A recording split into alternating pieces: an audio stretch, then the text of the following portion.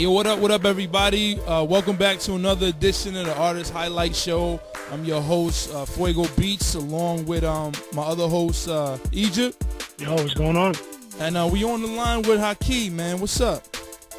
Yo, what's up, y'all? How y'all doing? Chilling, man. First and foremost, we want to, Haki to kind of explain and, shout his band out and everything like that, so we can give a little information on that to the audience. Okay, cool. Well, my name is Haki Alacone. I'm a singer, songwriter, guitarist, and producer of a project called Smart Black Kid. And Smart Black Kid basically is myself. I have live musicians that play with me, when I have played live. But in the studio, I do everything. I write, sing, produce, do the background vocals, I do the engineering, I play all the instruments. So it's kind of like a very, very, very serious labor of love for me. Not even kind of. It's a very serious labor of love. Yeah. And I cover a lot of different genres of music, primarily rock, and a little bit of pop rock, hip-hop, funk, soul, you name it. That's what's up, man. That's what's really, and that's what's different. Because I immediately I was like, okay, you probably do hip hop, and then when I was listening, I was like, okay, he does a little bit of mixture of everything. I'm liking that. It's always good. I mean, to you'll branch out, and I'm feeling that for sure. Well, thank you, man. I can't really help that because that's how I grew up listening to music. Like it wasn't just one genre. Like exactly. When hip hop came up, I grew up in, give a little background. I grew up in Buffalo, New York. And in Buffalo, on the black stations, you could hear, the black music as long as, and as well as David Bowie or Culture Club. Okay. Or they would rock some like Genesis, Phil Collins. You could hear that on the black station. Oh, okay. You know what I'm saying? And then like on the white station, quote unquote white station, there was like this AM radio station called 14 Rock. 14 Rock will play all the pop music, the top 40 pop, but they would play some like Beastie Boys, Run DMC, LL Cool J. Like they would play rap music too. So it was, there wasn't a color-based musical format, in the Buffalo radio market. So the way I grew up is listening to a lot of different genres of music, like all at once. So that's how I hear music, and that's how I experience it. Cool. That's interesting, man. Earlier you mentioned that in the studio, you pretty much wear all the hats, with the playing the instruments, mixing, and the engineering. That's you don't really hear and see too much of that. I was just curious as to, why is that? Is that you being a perfectionist, or why do you feel that you should have to do that? Well, because I love to do it, number one, and two, the way I became a musician, I started playing keyboards when I was like 9 years old. Something about the keyboard I was really fascinated with. And my mother bought me a Casio keyboard, and I was fascinated. I was obsessed with that thing, and I sat down in front of a boombox and taped all my favorite songs, and then I tried to play them, put the song on pause, try to play that part, and then get it, and then play the next part and try to learn that, and that's how I taught myself how to play keys. Okay, cool. And, as I grew more mature, and got better equipment, by the time I was in high school, I was recording, writing albums and recording songs. I didn't have all of the equipment myself. There was this kid I went to school with in high school who had the equipment. He was like a musical prodigy, and he knew we ended up talking music one day, and he invited me over to his crib, showed me how to work a 4-track. He had a M1 Korg, like synthesizer workstation. I never seen nothing like that before. Yeah. There I was, like 14 years old, learning how to use that equipment. And I started meeting other cats who also were, other musical dudes, and, I ended up getting like drum machines, like a real Yamaha drum machine and stuff. So I've been programming and doing music and writing songs for like a really long time. And so the reason why I do it all myself is because that's how I learned. I taught myself how to do it. and I hear the music in my head, and only I know how to get it out. So, Yeah. only I trust me to interpret that. Absolutely. No. I could definitely appreciate that. I see where you're coming from there. Yeah, I feel you on that. I mean, one of those things about self-taught is that you own it. You know what I'm saying? It's yours. It becomes like your arm. You know what I'm saying? And I really appreciate that. And I know all of us over here, that's what we love. We love to hear that, that you do all of what you do. You know what I'm saying? It's crazy because you're so helpful to a producer too. Even if a producer's in there with you, you're helpful. You know what I mean? I almost want to say like I like a Michael Jackson Prince type thing. You know what I mean? Right. And I'm feeling that Prince definitely. is a big influence on me, man, because, when I learned, like, how he got signed, that really just affirmed everything that I was doing. Dude was like 17, 18 years old, playing all the instruments himself. Yeah. And, when the Warner Brothers executives heard the tape, it was like, oh, this is a great band. Who's this band? I really like that drummer and the bass in the pocket. And the dude was like, it's kid. It's this one kid. And the dude was like, what? Yeah. You know what I'm saying? It's this one kid. He's playing everything himself, And he insisted. Now, this is the crazy thing, like, he could have had Maurice White from Earth, Wind & Fire produce his first record, and he insisted that not happen. So, oh, wow. You can imagine the balls that he had, man. Like, yeah. To turn down Maurice White, Yeah. and, like, he really believes in himself, like that much. So, I take stories like that and, like, incorporate it into, my process, it affirms me. Exactly. That's what's up, man. Like I'm loving everything that I'm hearing right now. I got to check out, the fan page and listen to your music, and I'm feeling that. Like I said, I'm one and Egypt is one that we really dig into it deep. You know what I'm saying? We're not just your average listeners. We actually do music too, so it's like we go beyond just the surface.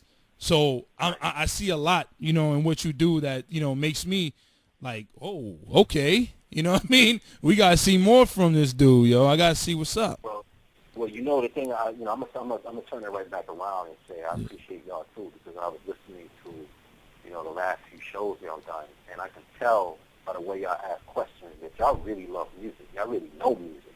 Yeah. And y'all are real, true blue music lovers. So the fact that y'all have this show, and I think I heard like one of the shows y'all talking about like why y'all even started the show in the first place, because of commercial radio, like the politics of commercial radio, that's like completely up my alley, because that's why I'm an indie artist and that's why I make the music I make. Exactly. And Egypt, we appreciate that right there. Oh yeah, absolutely, man. That's greatly appreciated, man. Greatly appreciated. Because you actually listen to that, and that's all I'm trying to, and Egypt is trying to do is just, and it's happening. It's gonna flip, even though, like I always say, history repeats itself. There was multiple Napoleons. We see that with Hitler. We see that with Saddam and them. You know what I'm saying? So music is gonna come back. Bell bottoms came back. The afro. That high top fade it's going to come back to what we grew up and appreciated.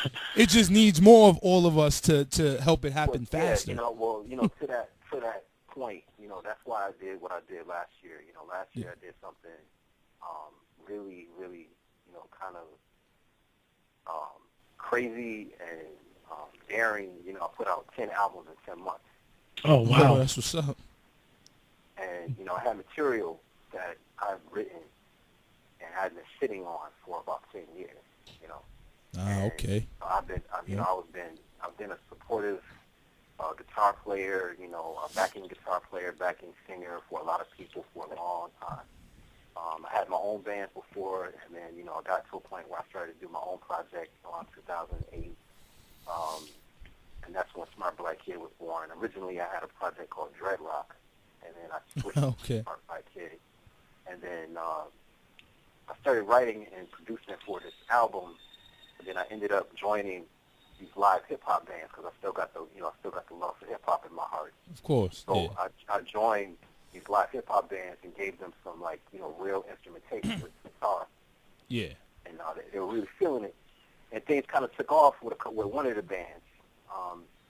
But, when I came back around, at the end of like 2011, I was looking at my music files in my computer, and I realized, like, wow, I have a lot of music, and then I was just like, well, okay, what if I took all of these songs, all of these songs have a similar sound, like these particular songs sound like a pop album. This song sounds like a soul album. This song is a rock, these songs are like a rock album. And once I got finished putting everything into a folder, I had about 5 album projects. Okay. I got you. So, Okay. So I was just like, you know what? What if I dropped an album a month? Just what if I did that?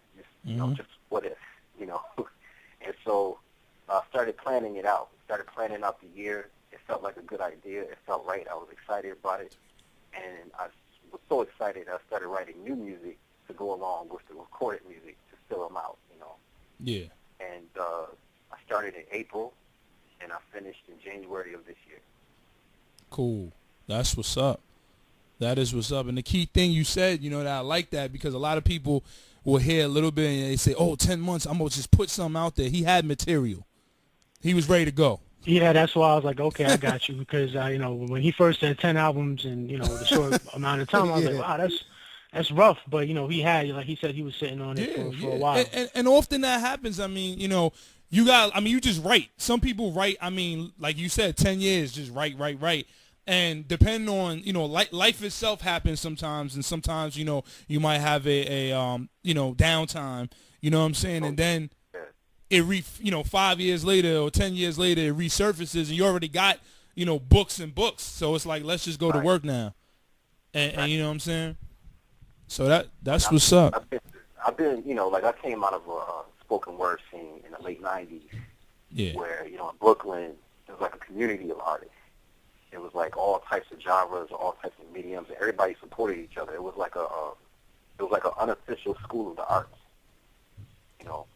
And out of that community came people like Mos Def, Erykah Badu, Saul Williams, Schemer, a whole bunch of people came out of that, and that work ethic and that community like value, I've always carried that with me. Even after the scene kind of faded away. So over the years, all I've done really is just been supportive to everybody I know trying to do something.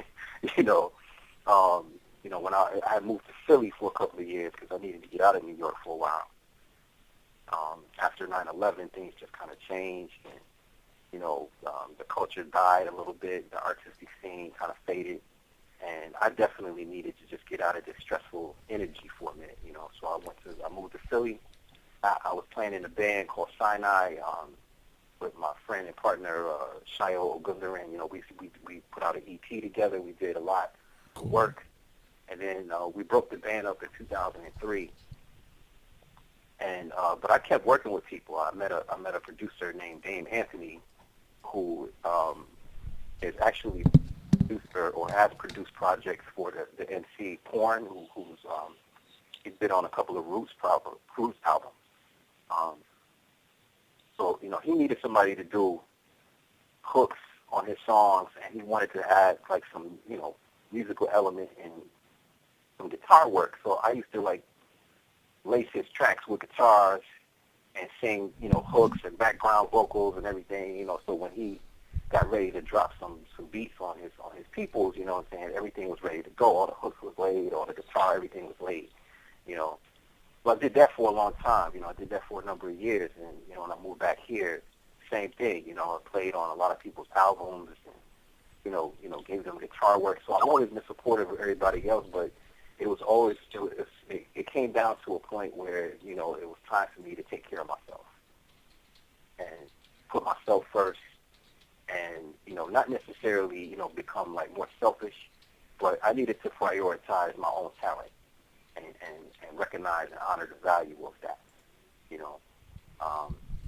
I haven't been doing this since yesterday or last week. I've been doing this for a long time, No. And a lot of people out there like me, and I didn't want to grow more mature and become like people who like give up on themselves. And, it is hard being an indie artist, but you can't give up on yourself, you know what I mean? Like, you never know who's listening to you, never know who might who might stumble upon your music. You know, you just never know. You gotta always give yourself that chance. Always remain open. No doubt, yo. And what we're gonna do right now, I want to talk about the project Smart Black Kid, and I do want to talk about being an indie artist. And we're gonna come back from a commercial break, and we're gonna play one of your tracks, and then we'll be back. You're listening to the Artist Highlight Show on FuegoBeats.com. What up, everybody? It's your boy Fuego Beats back, and I'm letting you know that if you're looking for the latest clothing and accessories, look no further than JSNLonline.com. JSNL has the latest t-shirts, they got sunglasses, watches, anything that you need. So make sure you guys check out JSNLonline.com today and use Fuego Beats Radio as your promo code to get 15% off. That's JSNLonline.com, Fuego Beats Radio as the promo code. And remember, stay connected.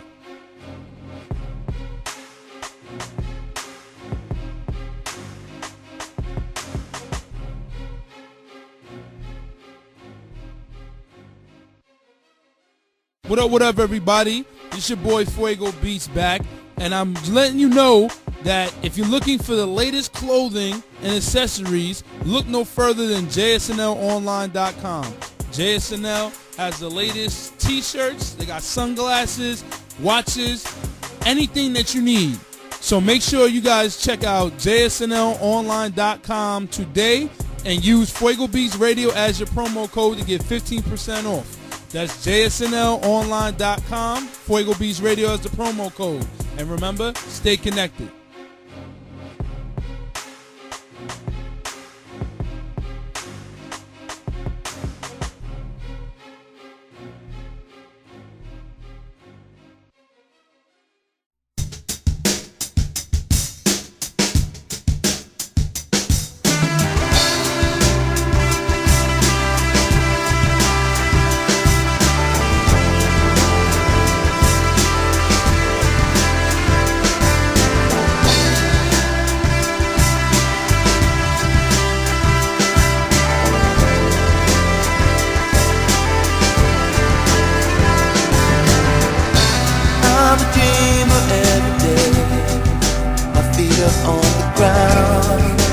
My two eyes focused on the heavens.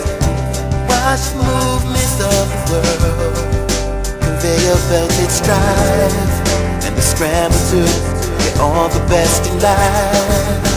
Holding back your many tears, too afraid to face your fears. Hate yourself is the highest sin.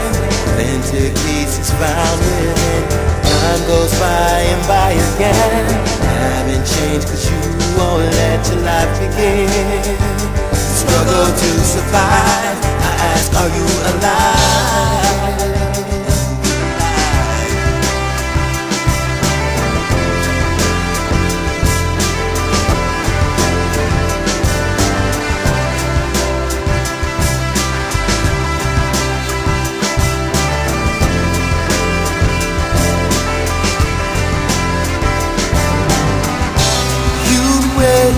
Getting old, so many things unfair.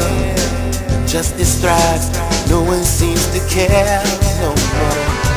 Disappointment comes to you like a friend that you've outgrown, trying to find your way, but it won't leave you alone. No, scared to open up your heart, got your feelings torn apart. Can't let this happen again. Selfishness is your best friend. You're settled into life, it seems, losing touch with your ability to dream. With no passion inside, I wanna know, are you alive? You alive?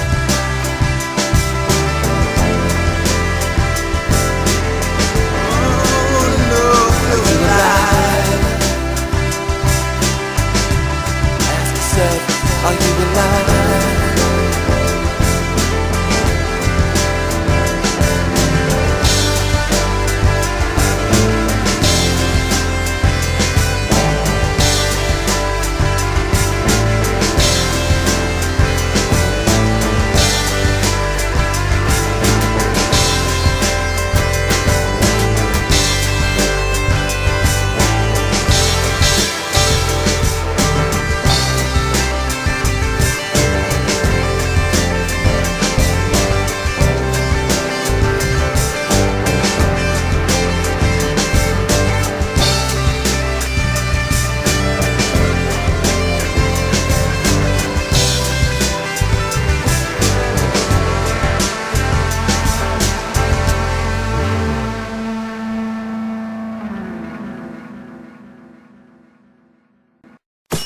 Log in, FuegoBeats.com, YouTube, Mr. Fuego Beats. Yo, what's going on, everybody? We are back with Artist Highlights on FuegoBeats.com. And today we are here with Haki, singer, songwriter, multi-instrumentalist, as he puts it. And I had a chance to check out your Facebook page, and up there it says, there was a quote that says, in an atmosphere of musical pollution, smart black kid, which you'll get into in a little bit, but smart black kid is a jet stream of clean and fresh air. So I kind of wanted to get your take on that. Like, what do you feel is polluting music today? What's polluting music today is the corporation. Of course. The corporation has taken over the music industry. When I was in a band, like 2003, we went to a music conference in Cincinnati, and we went to a panel discussion with a bunch of like managers. It was like a manager, workshop. And one of the dudes, I never forgot what he said. He was talking about how music was in the 80s, how the industry and the business was in the 80s, and he was just like, all the companies were run by people who actually cared about music. Exactly.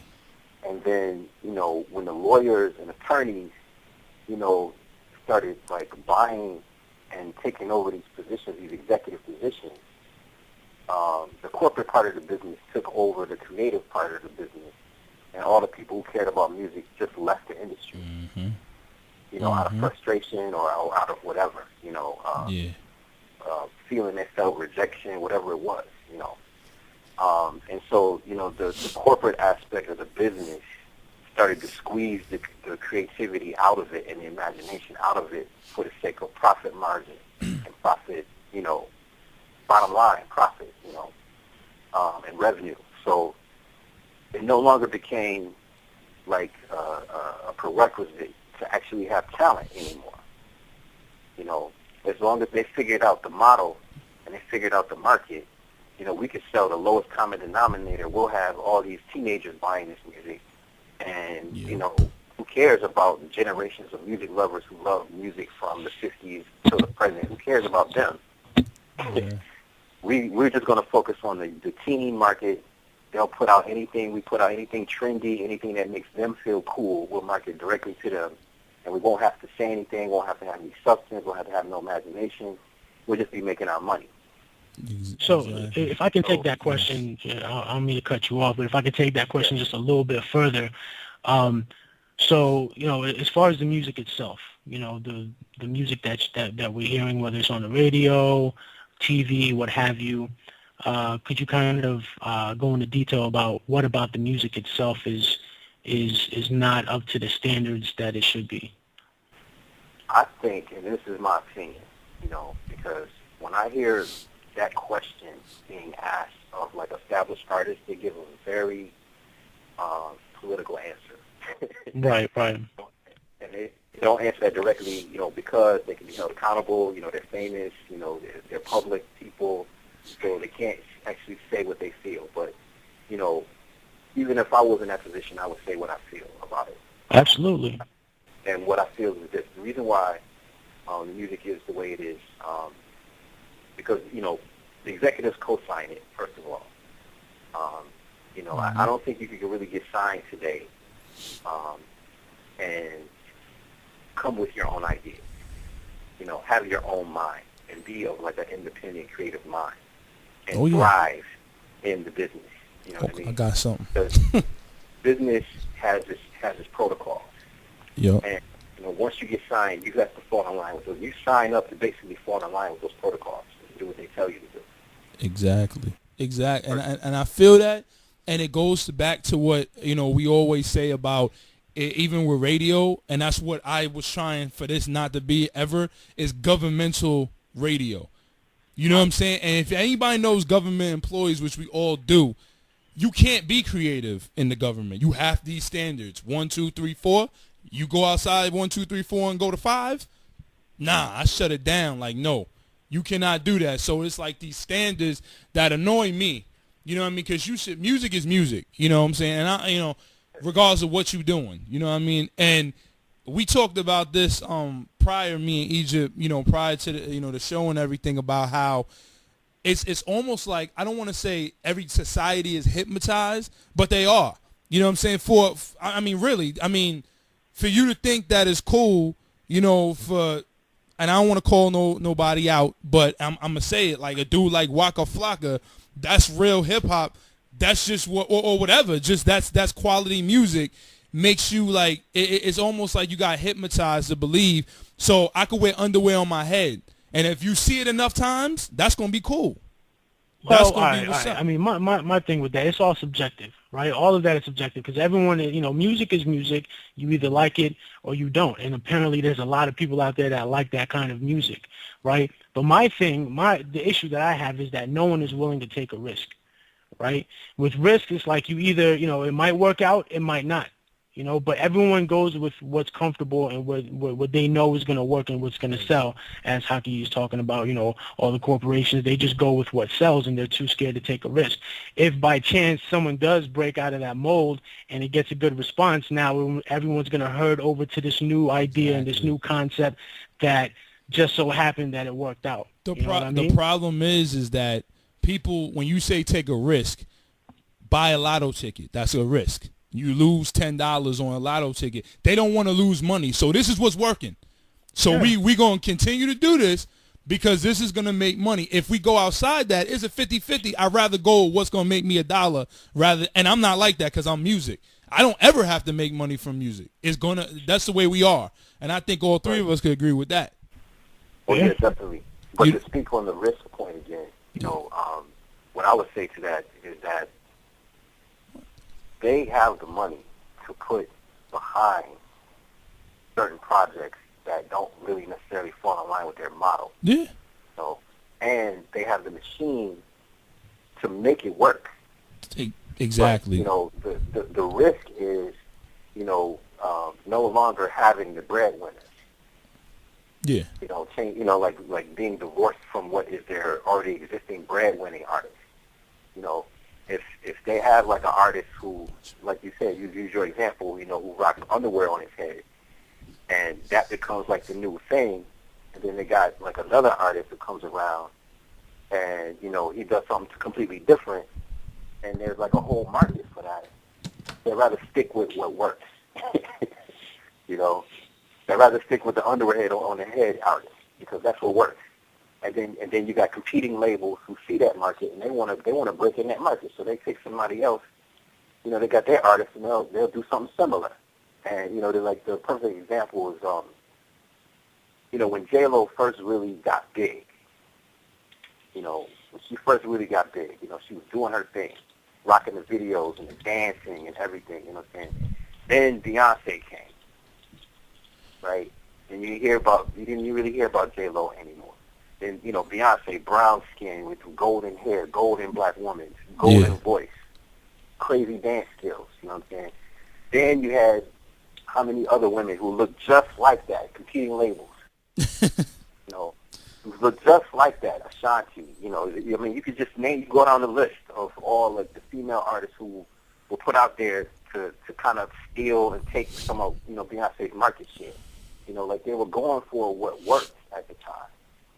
But then you have somebody like a Reese or Khalees, what I'm saying, who were doing very original and different things, but they wanted to stick with what worked. They didn't want to do nothing original. Mm-hmm. They didn't want to, put in the work of trying to break open a whole new market and all of that. Let's stick with what works. This album went platinum. It went triple platinum. It went double platinum in 3 weeks. Why mess with that formula? That's their logic, Oh yeah.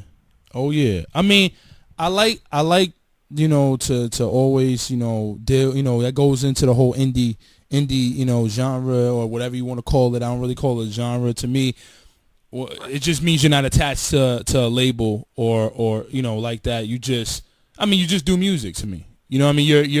I see more substance. Not saying some of the stuff on the radio and stuff ain't can't nod your head to it or feel it. I'm not saying everything, but I'm just saying the majority. I rather go up on Reverb Nation.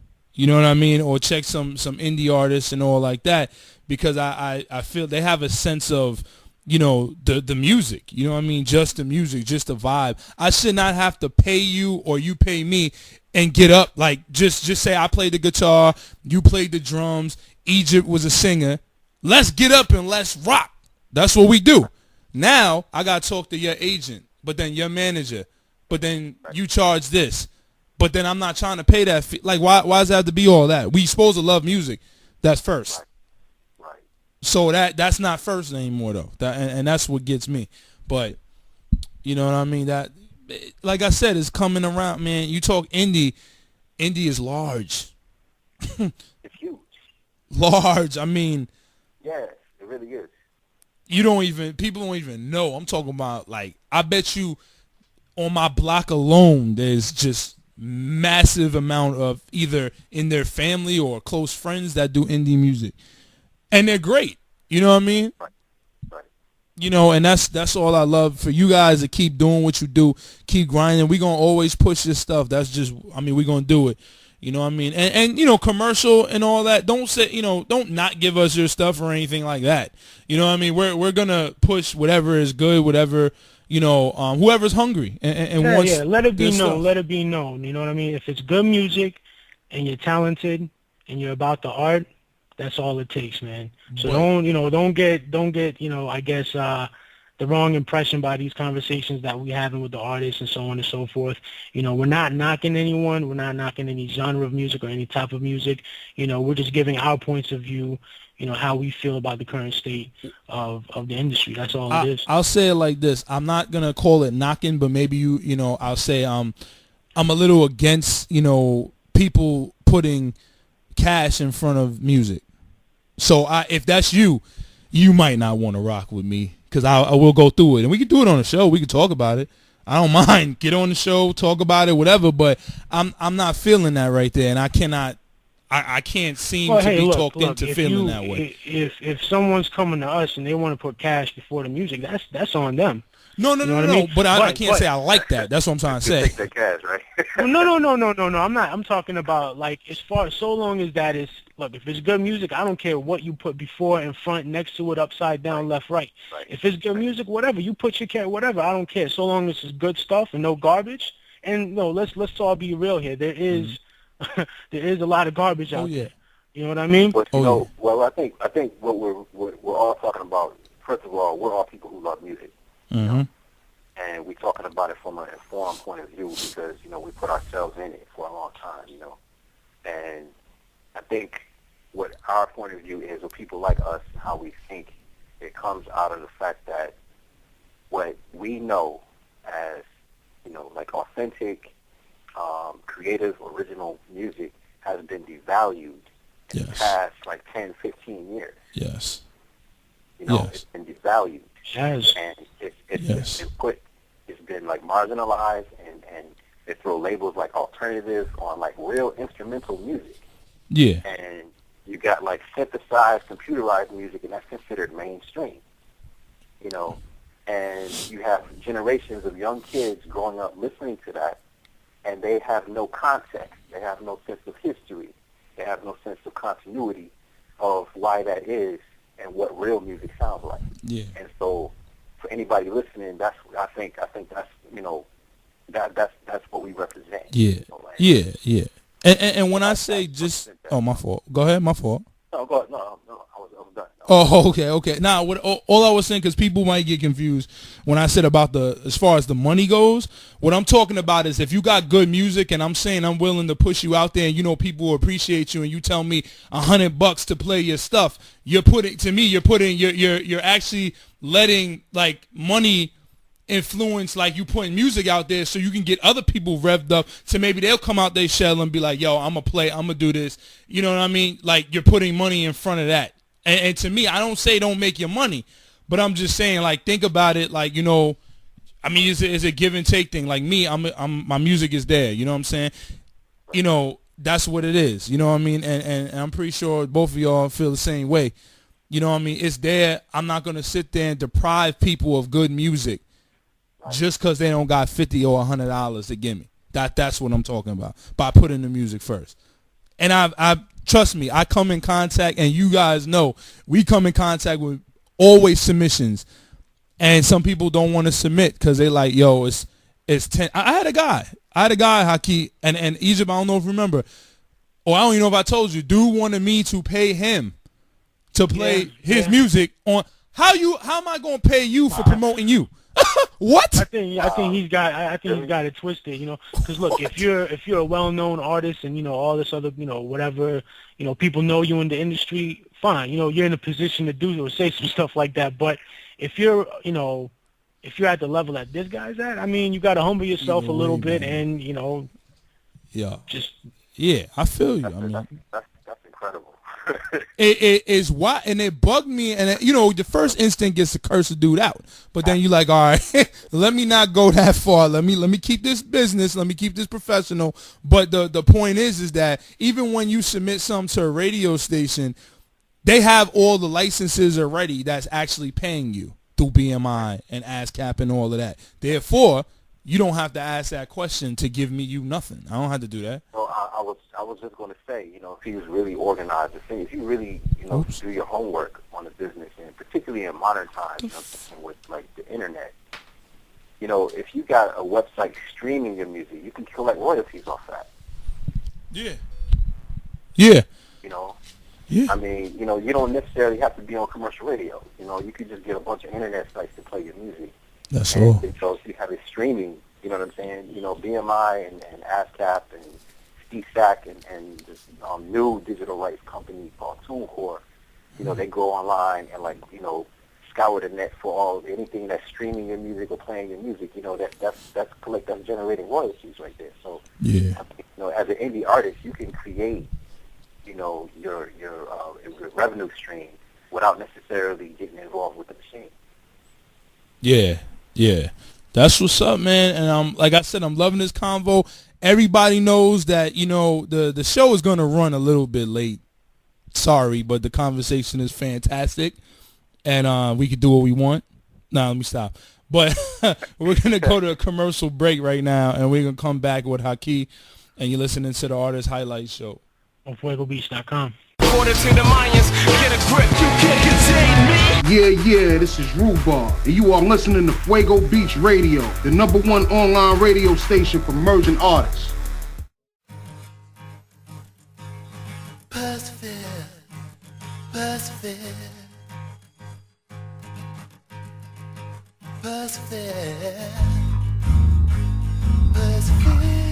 You know, in life,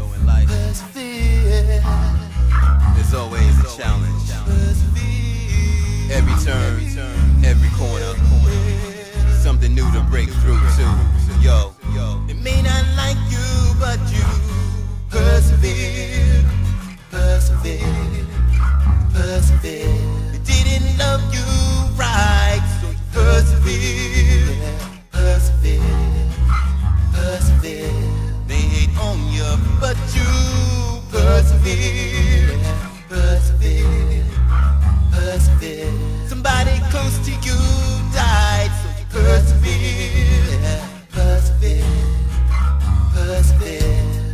Depression hurts, let me tell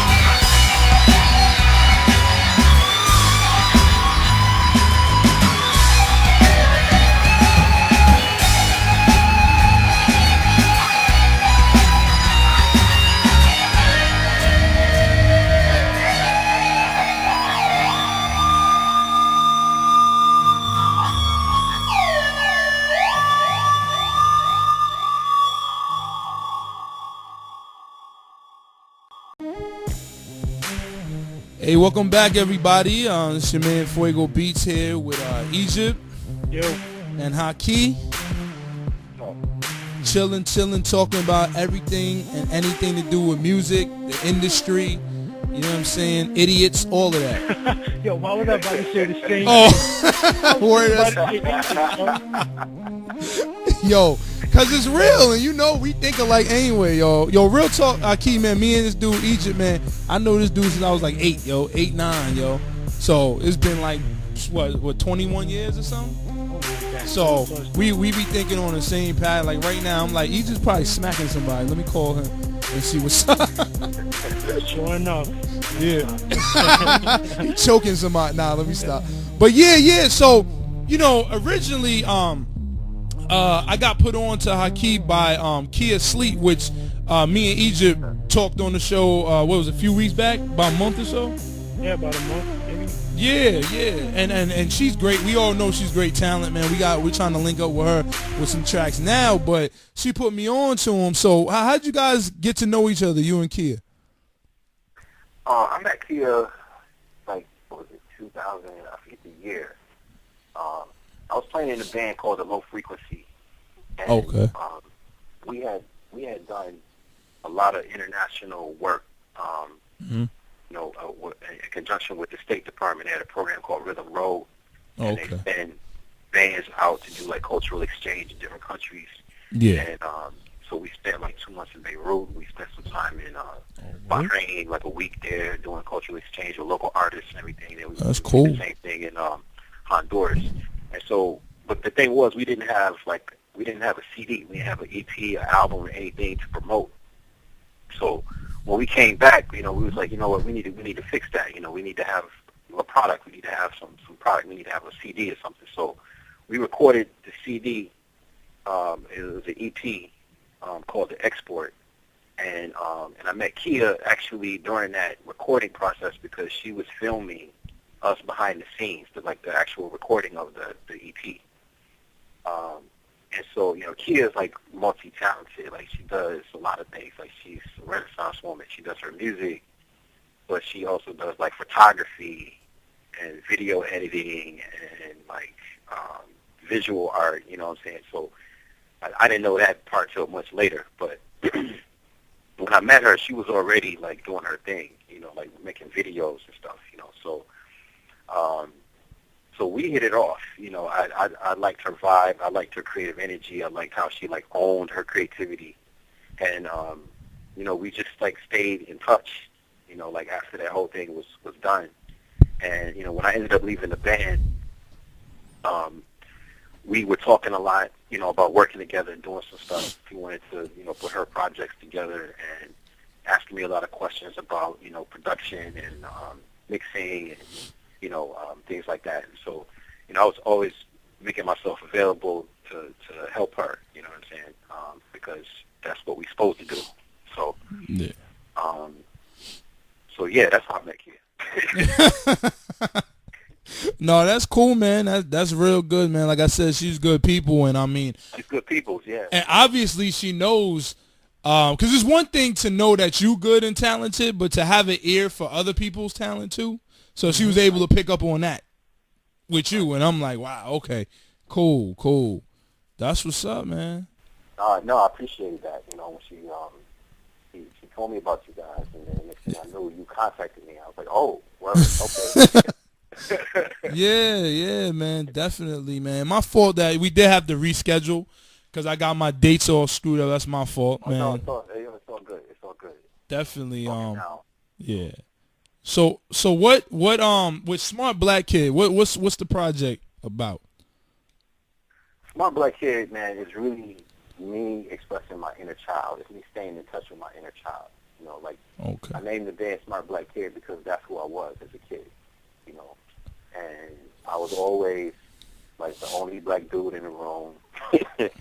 You know, the only black kid, you know, that, or in the honors class, or, you know, the smart black kid in the room, you know, who, you know, holding his own. Yeah. Like else, you know, and you know, typical, you know, latchkey kid, come home, you know, wait for the crib, wait for my mom to come home, And, while that's happening, I'm doing something creative, you know what I'm saying? I'm painting, I'm drawing, I'm making music.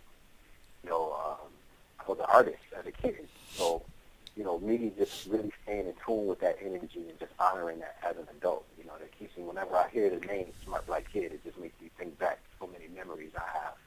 Yeah. Of, whether it was like breakdancing, or, being an MC crew, battling cats, or, writing rhymes, or, making tapes in my room with my keyboard and kicking my sister out the room and everything.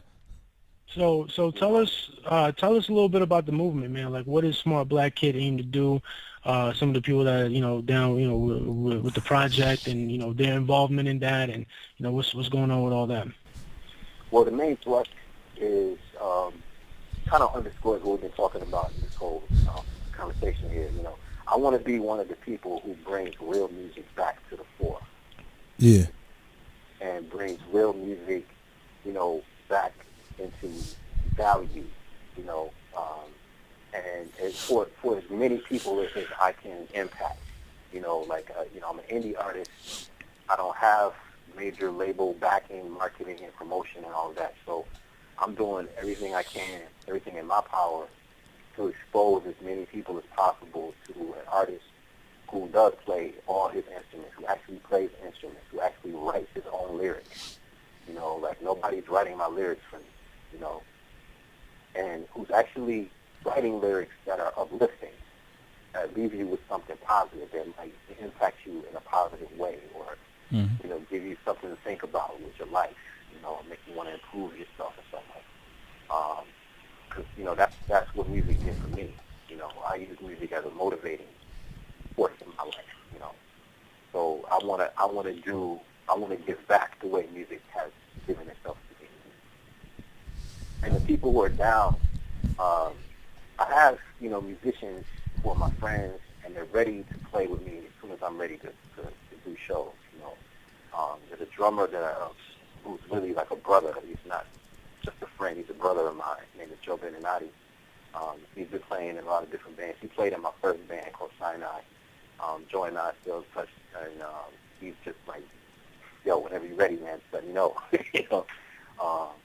Another brother named Jeff Judy, very, very talented musician, multi-instrumentalist, guitar player, bass player, producer. He plays in a band right now with an artist named Shelley Nicole Blackbush. She has a marvelous, great live band called Blackbush. He's a guitarist.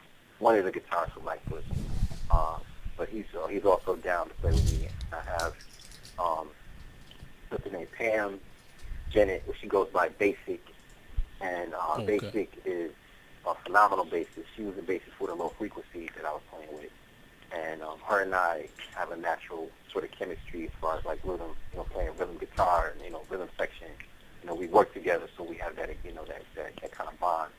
And so when I'm ready to do my shows, I have my band at the ready. They're ready, they're waiting for me. But I'm kind of taking a different approach. I'm not going to do what most indie bands do and just like play a bunch of shows, like kind of like hole in the wall spots, and you wait for years to kind of build an audience and all of that. I'm not going to do that because people don't really support live music like they used to. And so I'm doing everything I can to promote online because that's where the people are at. The people are online, and so. I'm doing what I can to make my music available online and to promote as much as possible online. So I build a demand for live performance, and when that happens, then the fan base will be there to actually come and support the show, as opposed to playing for 10 of my friends. No doubt, yo.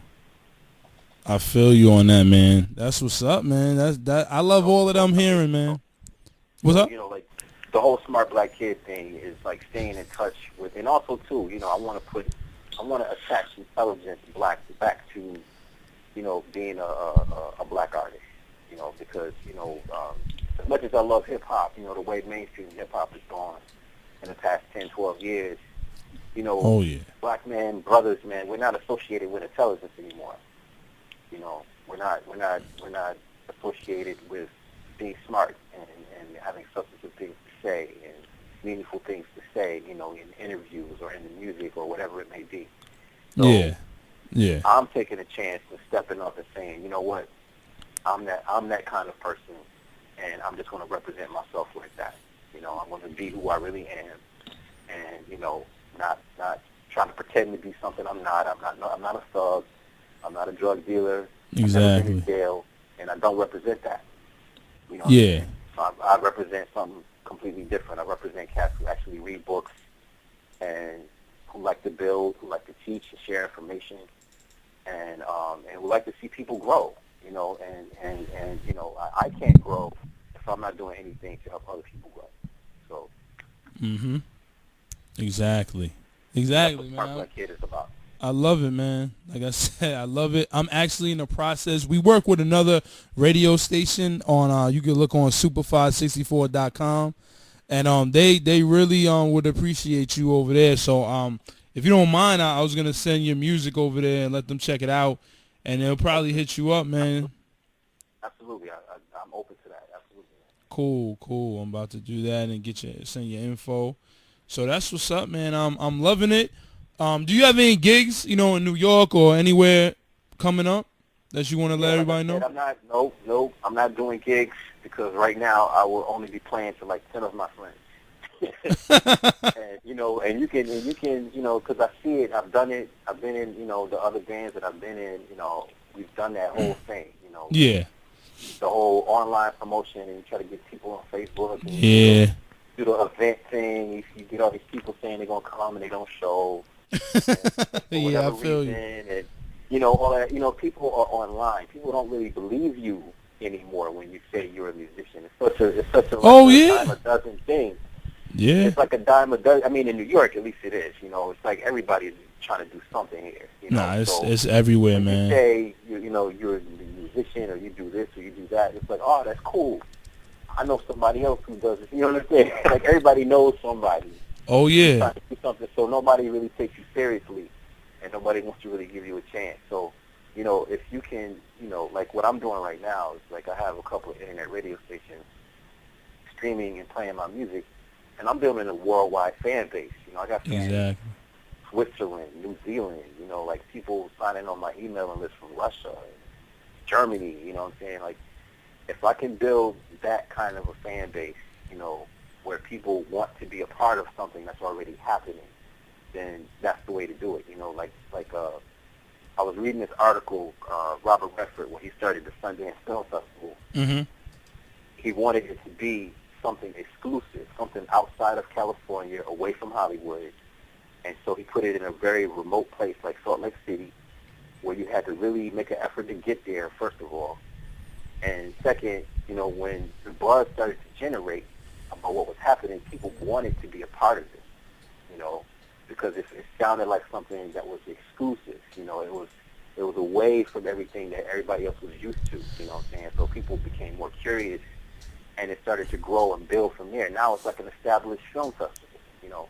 Yeah. So I'm using that model, applying that to my own music and, you know, my music business in terms of like, you know, creating like an exclusive sort of like fan base and make people curious and want to be a part of it, you know, and that way I only dealing with genuine music lovers as opposed to people that I tried to convince or I tried to sell, you know. Yeah. Well, the best of luck to you, man. Yo, you scared the hell out of me. Yo, I ain't gonna even front. I was nah, you scared this shit. He forgot I was on the phone on the line. Nah, yo. I was writing the email, I was listening to everything, and then I heard this extra voice. Haki, you heard me, man. All I said was the best of luck to you, man. How did that scare anyone? Yeah. Yo, because you came out, because I didn't hear you for mad long, and then I just heard a voice that wasn't. I was my fault. I was zoning into the convo. My bad. Y'all are funny, man. But nah, that's what's up, man. Yo, we want to have you on again. Y'all should do a video like component to the show, man. Y'all should like tape it and like put these podcasts online like a video show. Yeah, you're right. And we was looking into that, man. We was thinking about a couple of different ways, man, like with the Google Hangout, something like that. Yeah. But funny thing, last time I tried to do Google Hangout, some dude from the Middle East got on, and he was speaking Arabic to me like I'm supposed to know what he's talking about. Oh, that was me, yo. I know, right? I was like, what you talking? Then he started laughing. I'm like, okay, this dude is bugged. Because I ain't know. Oh, no. Hello? Yo, Fuego. Oh, man, I think we... Hello? Hello? Yeah, I think we lost Fuego, man. Oh, word? Damn. Yeah, hold on, let me see what's up. Okay. The mixer fell. Oh, this guy, man. My bad. I'm surprised y'all still stayed on. Yo, my mic came loose and all that. My fault. See, that's what I'm saying, man. People need to be able to see the comedy. Because if you, yo, the one time I want to see the comedy. I want to see y'all vibe with. Yo, real talk. Nobody knew because we got a sports show overtime, right? And I usually do the, you know, like I guess you could call it the production aspect, behind the scenes thing, and let them do their thing. So I was in my chair, like, and I was zoning again, and I spun around, I fell, and everything fell off my drink. And I was like, man. Yo, if I had video, because I mean, you just see me chilling, and all of a sudden you see everything just collapse. Because my table and my chair fell, yo. I was like, yo. Only Fuego can do some stuff like that, man. How Don't does talk that even about happen? that, yo. This dude kicking people. Remember that? But yo, it was great, man, and we definitely want to get updates from you. So if you good to come, man. you know what I'm saying, jump on the show at any point. Just let me know. You know what I'm saying? And man, I appreciate it, man. I really appreciate y'all making the time to do this, man. I appreciate y'all show. You know what I'm saying? Even if I wasn't on it, I would just appreciate it anyway because I like what y'all about and I like what y'all doing. Nah, that's cool, man. That's definitely cool, man. We definitely appreciate you, man. Keep doing what you do, and like I said, it's gonna be good. But yo, thank you, man. Any you know shout outs? You wanna give your contact information if anybody wants to like your fan page and all that. Oh, absolutely. Smart Black Kid on Facebook, thesmartblackKid.bandcamp.com.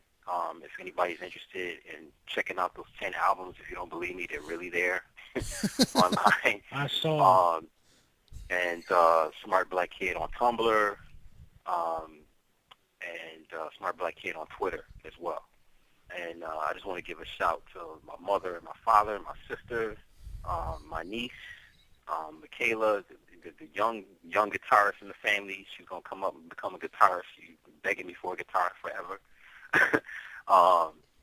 And some of my old bandmates, my brother Terrence Brown, Sheila Maldonado, Aisha Domingue. I want to shout out Number One Music, Radio Airplay, TuneCore for making it possible to get my music up online and expand and build the audience that I'm building right now. And I want, and everybody stay tuned for the Smart Black Kid documentary that's coming out in the fall called The Queen City Alchemist. That's what's up. Wow. And we'll get updates on that, man. When you come on again, we can definitely get into that. Yeah, please. I would love to. That's what's up, man. That really is enjoyed this conversation, y'all. Oh yeah, good looking, man. And yo, like I always say, and Egypt always say, y'all need to connect with us, like Haki did. Any artists up and coming, jump on the show, submit your music to fuegobeats.com. We're open, man. We trying to push y'all out there. So you could definitely link us at info@fuegobeats.com if you got any questions. Or just, hit the Facebook fan page up, Fuego Beats Radio, and Fuego Beats Radio on Twitter. Egypt, you got anything more? Or? Nah, man. As always, Fuego covered all bases, man. Get at us. Let us know what's good. And Haki, man, it was a pleasure. Keep us posted, man. Hope to get you back on the show sometime in the near future. Likewise to both of you, man. I look forward to being back. That's what's up, man. And Haki, stay on the line for a second, but we're going to get at you next week. Listen to the Artist Highlight Show on FuegoBeats.com. What's going on? This is Fuego Beats from Fuego Beats Radio, and I want to tell everyone to check out the greatest sci-fi radio station out, Super 564 on Blog Talk Radio. They have the best topics, including sci-fi films, comic books, video games, and they even have a featured artist segment for musicians weekly. So if you have an obsession with sci-fi films, music, or video games like me, then this is the station for you. Make sure you check them out on blogtalkradio.com/Superfi64. That's blogtalkradio.com/SUPAFI64. All right? And remember, stay connected.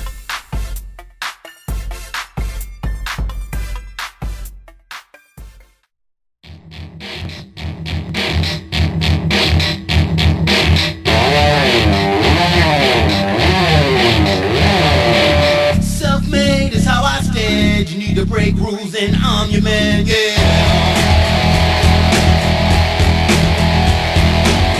Free going like a rebel child. You never catch me following the crowd, no. Barefoot, walking on the sun, hardest thing that I ever done, yeah.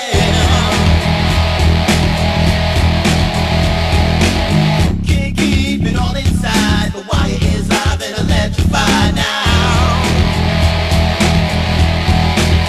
It's been a long night, going on for 5 years now. I became my own light.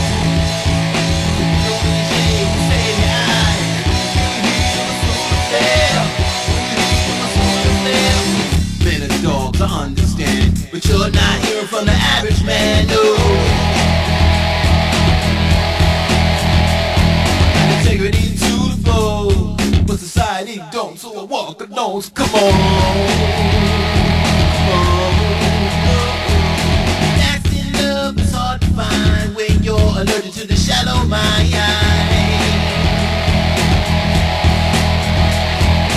Show these energy, 'cause 45 minutes ain't enough for me, so come on.